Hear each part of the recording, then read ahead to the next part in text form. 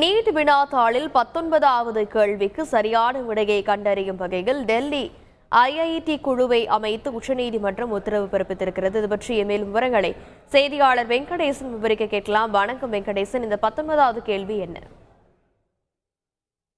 வினாத்தாள் கசிவை தொடர்ந்து மறுதேர்வு கோரும் ரிட் மனுக்களை உச்சநீதிமன்ற தலைமை நீதிபதி டி.ஒய். சந்திரசூட் தலைமையிலான அமர்வு விசாரித்து வருகிறது. இன்றைய விசாரணையின் போது மனுதாரர்கள் தரப்பில் குறிப்பாக இந்த மத்திய அரசு தாக்கல் செய்த அந்த அறிக்கையில் மாநிலங்கள் மைய வாரியாக வெளியிட்ட அந்த நீட் தேர்வு முடிவுகளில் அகில இந்திய அளவில் முதல் மதிப்பெண் பெற்றவர்கள் விவரங்களும் தேர்வு மையங்களின் வரிசை எண்களும் இடம்பெறவில்லை என்றும், நீட் வினாத்தால் தேர்வு நடந்த சில நாட்களுக்கு முன்பே கசிந்திருக்க வாய்ப்புள்ளது என்றும் போன்ற ஒரு வாதம் என்பது முன்வைக்கப்பட்டது.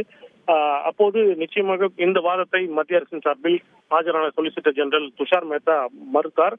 குறிப்பாக இந்த வினாத்தாள் கசிவு தொடர்பாக மாணவர்களுக்கு மே 5ஆம் தேதி கிடைக்கும் என்ற தகவல் மே 4ஆம் தேதி அளிக்கப்பட்டதை தான்